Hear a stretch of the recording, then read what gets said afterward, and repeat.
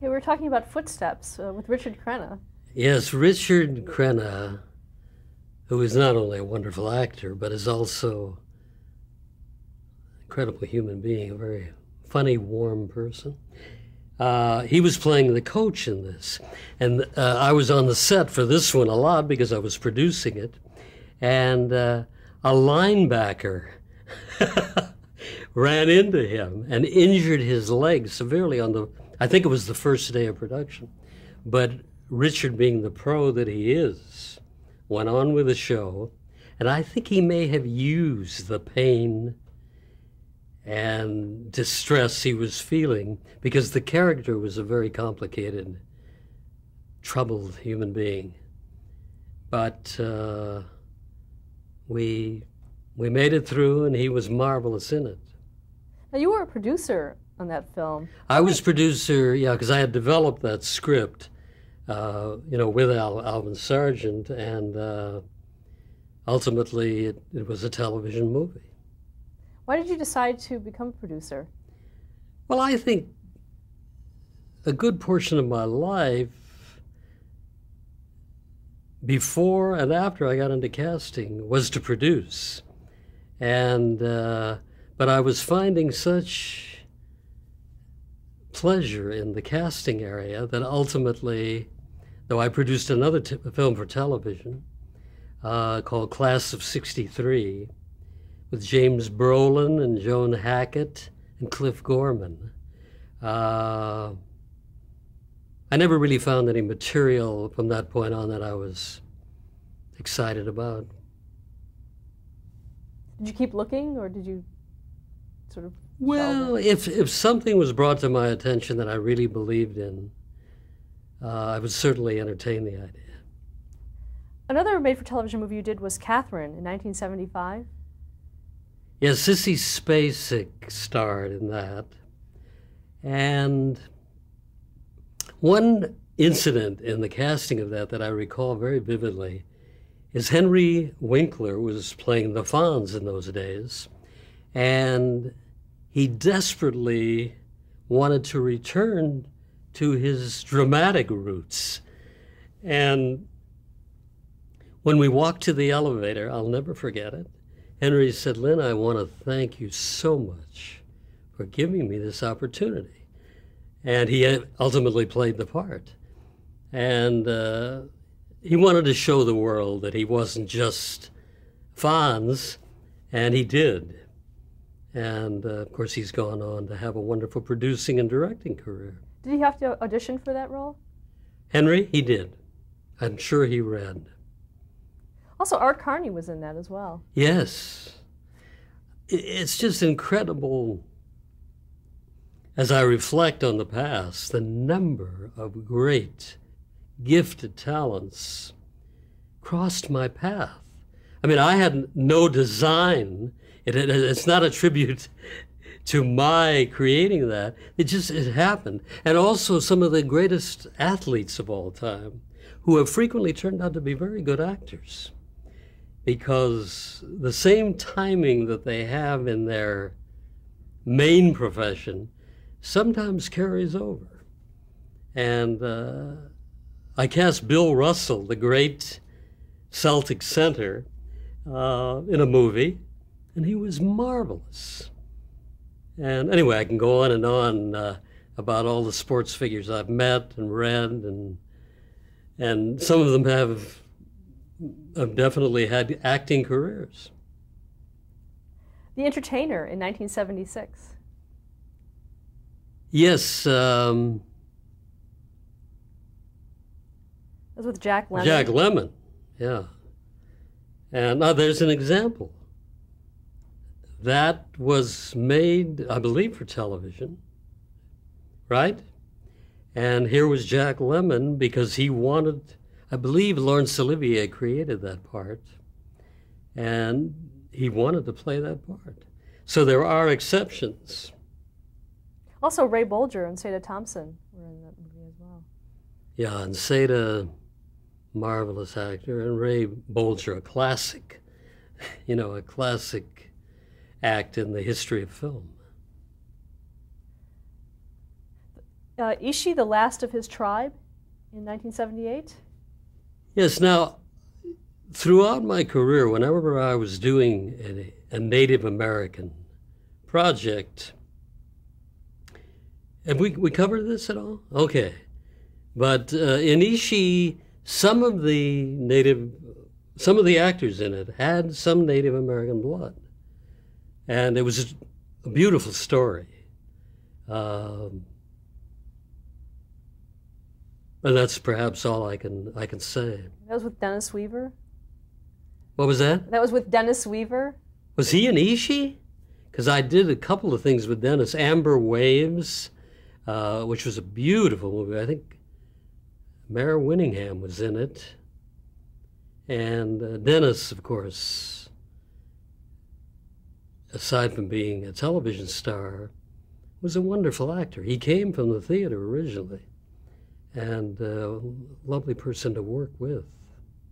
Also, Ishi was written by Dalton Trumbo and Christopher Trumbo. Did you work I with had them forgotten that. And was Robert Ellis Miller the director?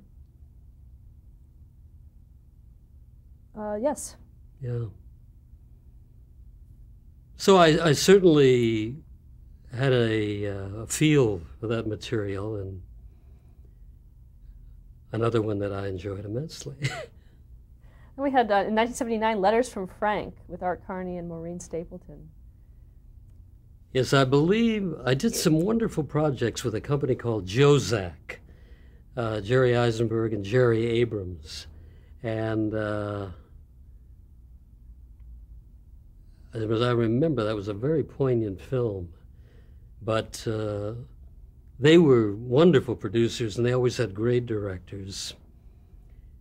I don't know if did I mention a picture called Flesh and Blood? I did that with the Jozak, and in the cast, the memories, Denzel Washington may have been his first important role, and John Cassavetes, and Tom Berenger, and who else was in it? Kristen Griffith? Yeah, I think those Rachel were Ryan? they were the major names. Do you remember casting Denzel Washington? Do you remember his audition? Yeah. The only thing I don't remember at this moment is whether I met him in Chicago or New York. Because this is before I think he had moved out to California. Did you see anything special in his abilities even though? Oh, yeah. Because this was quite a good part, and we were all very impressed. And needless to say, what he's achieved is fantastic. Do you remember the part he played? I think it was either a trainer for a fighter. Berenger was a fighter. It was something to do with the fight game. In 1980, you cast the Shadow Box. Paul Newman. And, of course, being in a room with Paul Newman is an event in your life. And, in fact, we did another picture with Paul, and Joanne Woodward, another enormous talent, would sit on the couch and knit, and Paul would sit on the floor, and we'd be casting. And you talk about a magical talent, the two of them. Also, Christopher Plummer was also in that. Yes. And Valerie Harper. Right. In 1980, there was Amber Waves. Now I love that film. Let's review the cast. Okay, that was Dennis Weaver and Kurt Russell. Kurt Russell, who I had known since he was a little boy. He was a great child actor, and of course matured into a major film actor. And was Mare Winningham in that? Because she's one of my favorite actresses, and she did a lot of work for us during that period. Also, Wilford Brimley was also in it. Right. Well. Wilford was a fascinating man. I mean, he you didn't really know when you first met him. He had such a reality about him. What a wonderful actor he would be. And he was introduced to me by an agent because I didn't know him early on. Did he start a little later in life as an actor? I think so. It seems to me he lived in the Southwest, and I don't know how the career commenced, but a rare one, yeah. In 1982, you cast the Executioner song. Yes, and that was one of the most exciting experiences of my life. Tommy Lee Jones, Christine Lottie, Rosanna Arquette, Eli Wallach, and who else was in it? Jordan Carl, Stephen Keats. Yeah, we had a wonderful cast, and we did a lot of the local casting in Salt Lake City.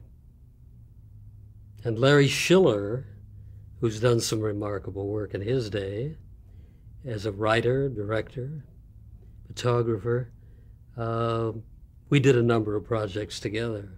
I just think it was a super movie, dealing with a very harsh subject. Now, this was based on the killer Gary Gilmore. Gary Gilmore. So how did you, when you were casting, did you have to take into account what the actual people looked like, and how close was it? In this instance, we were really just looking to cast the greatest actors who were available. And we lucked out, and so many of them were interested, and we were able to cast them. In 1983, you cast the Thornbirds. Yes. I had worked with David Wolpert on Roots, and with a marvelous producer who unfortunately passed away in the last year or so, Stanley Margulies, who was one of the most creative minds I had ever worked with, along with David Wolpert, who, I mean, what can you say? What he has produced and nurtured. So, you know, we sprinkled some names throughout that, and a lot of great actors. And another special experience. In 1984, you did Ernie Kovacs' Between the Laughter. Yes. It was with Jeff Goldblum. Jeff Goldblum, yeah. I happened to see a little bit of that recently, and I think what Jeff did is he captured the essence of the man. And in many of those biography pieces, we don't look for lookalikes. You want to capture the spirit of a talent like Ernie Kovacs. And Jeff certainly did. Now, how could you tell that would work, that they could harness that in their acting? Well, probably in that instance, we met with Jeff, and he probably read, I don't recall exactly. And I don't even know what he'd done up to that time. You know, I can't figure the chronology, but I remember seeing him in a small part in a film, and he was fantastic, something he'd done in New York. And he had a great background. And, you know, we all have to sit around, and it's a very slow, as I've said, sometimes agonizing experience to determine who will bring the most to a character that's, particularly a character that's well-known, as Ernie Kovacs was in those days. Did you have to do a lot of research to sort of help him with that role? Was that part of what you did? Or? No, I would imagine most actors will look at videotapes or films, probably even kinescopes, you know, where some of these never-to-be-replaced stars like Gleason and Sid Caesar, and I mean, you know, and studied them. And again, didn't try to mimic unless they had a natural feel for the voice of that party. In 1989, you cast Get Smart Again. Yes, with Leonard Stern, who is one of the most delightful people I've ever known. Not only a great sense of humor, but a lot of humanity and really fun to work with. And I didn't do the series, but he asked me to do Get Smart Again, and of course I said yes. In 1992, you cast Double Jeopardy. That was for Larry Schiller, I believe. And who was in it? Rachel Ward? Bruce Boxleitner, Celia Ward, Sally Kirkland. Seems to me there was one other name in it, a female name. Denise Duff? No? Well, anyway. No, I always loved working with Larry Schiller. And a very trusting man, and he respected actors, always has. That's just a small sampling of the many, many made-for-television movies that you've done. Are there any other favorites that you can remember? I think there was one called Hustling that I did. I believe it was written by Faye Kanan, and Lillian Gallo produced it. And I don't remember this at this moment who directed it. But it was the story of one of the girls on the street in New York. And you don't happen to have the cast on Hustling, because it was a marvelous piece of work. In 1977, you cast the epic miniseries Roots. Let's talk about how that came about. Well, you know, it was really a dream come true, because not only was the material so rare, and Alex Haley's such a magnificent person, but to work with David Wolper and Stan Margulies and David Green, who did the initial episodes, I believe, and the challenges of choreographing the availabilities of so many great actors was, a major undertaking. And of course, every African-American actor wanted to be part of it because of the statement it made. And then to find, in the midst of all these names, because I do believe ABC wanted to ensure an audience, because they didn't know it would be such a giant hit and beloved by all the public, and to be able to place a young African-American in the lead. And that really is something that should be respected in terms of David Green willing to take a kid that had never been in front of a camera and let him carry. It took a lot of courage for David, Stan, and David Green to do that. And of course it paid off. That's so much pleasure in terms of taking risks and having them work. And so Roots, I think the TV Academy even gave us a special award for the casting of Roots, and I was very proud to be part of it. It's a subject area that I've cared about all my life, in terms of minorities and allowing all ethnics, whatever they might be, to grow and play a variety of parts. Do you think that's changed over the years from when you started in the business? Yes. And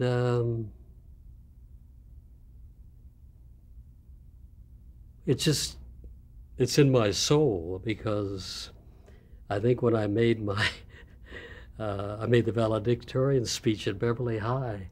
I talked about racial intolerance, and my dad had instilled this sense of humanity and equality in me when I was young. And then to see it finally blossom into, I spoke about it in the speech, then the last line was, "And who will answer?" And for its time, it was a little shocking that I was talking about all this. But Roots just encompassed and presented such a glorious depiction. Earlier in your career, had you had to fight for minorities to be cast in things? Is that something you did?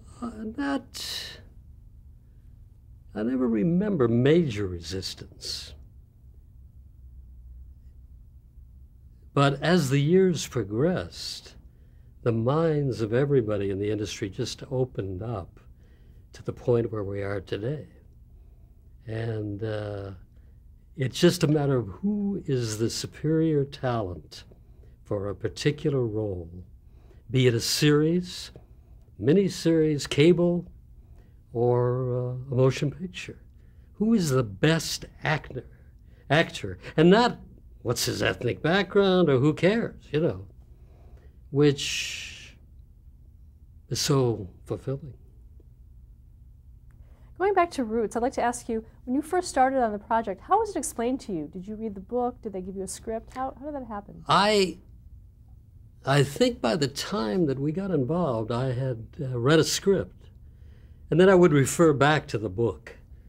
But really the final manuscript, the script that's going to be filmed, has to become your Bible, because sometimes sequences, characters are eliminated, and you have to just be concerned with the script at hand. How many characters were cast? Oh. We cast people on location. We cast people out of New York. I have no idea. I'd have to go back through all my papers and wade through them and assess that. Enormous cast. Did you receive a lot of input from the network on who should be cast for this? They did, in terms of some of the names that they wanted us, but we would cast them appropriately, be it a character that they were not identified with, or but it was a character we knew that they would bring something special to the screen, and so nothing was forced, but there were certain people that they desired be in it, who wanted to be in it, who wanted to be a part of it. Who were some of those people? Ooh. You're calling on my memory here. Was Ed Asner one? Ed Asner, Chuck Connors, the rifleman, I remember, was in it. You have any other names there? I have other names. Lloyd Bridges. Lloyd Bridges. Let's talk about just other cast members and how they were cast. John Amos, for instance. Yeah, I think John Amos at that time was also a television star. And, but throughout, we were reaching out for the greatest African-American actors. Louis Gossett. I mean, it goes on and on and on. And our hearts were just totally committed to this project. How did you put the call out for the actors? Well, we sent out breakdowns. And so many, particularly African Americans, knew the book, knew Alex Haley. And, but again, it's very complex, you know. I would be going through all my notes and all the people I knew. And of course, the director had an idea here and there, and the producers and the associates. And again, we just all pulled together to assemble this group. Another actress was Cicely Tyson. Oh, yes. I mean, we're talking about superb acting. Robert Reed? Robert Reed, yeah. And I don't even recall the character he played, but I know he had an excellent role in it. Madge Sinclair? Yeah, Madge, well, it gets into a movie story. I won't get into it. But I had known Madge in New York, and in fact cast her in a movie called, with John Voight and Marty Ritt directed. But anyway, Madge died very young, and she was a marvelous actress. And I'm glad enjoyed some success before her passing. Roxy Roker? Who was that? Roxy Roker? Yeah, yeah. Ben Vereen? Sandy Duncan? Well, that's right. And there was really a cross-section of people that you wouldn't normally expect to see in this kind of adventure. And, but, you know, I was getting calls from a lot of agents and actors saying, I want to be part of this. I want to be part of this. Leslie Uggams was another. Yeah, oh, yes. I mean, I wouldn't know where to stop if I started talking about all of them. Olivia Cole, anything to say about her? Yeah, I love Olivia, too. Were there any actors that turned down parts because of the subject matter? I don't remember. I mean, it could have been they weren't available. You know, technically at the time we needed them, and we couldn't rearrange the schedule to accommodate that. But I don't remember any negative reception from any actor. Did you have any involvement in casting of the extras? No, I didn't. I think a lot of that casting was done on location. And I'm sure a lot of care was taken with that as well. That, you know, it wasn't just like send anybody in. I'm sure the directors all selected the extras and wanted to make sure that they imbued the feel of the period. Do you remember how long the casting process took? I don't. It was a good long time. And I just don't remember the period time. Were you surprised at the success of Roots? I'm trying to recapture that. I didn't know if it would have that much impact. And then to see the reception and the recognition and, you know, what are we in the business for? Is to get those wonderful highs of joyous result. And Roots was one of those. It's up there to change the tape.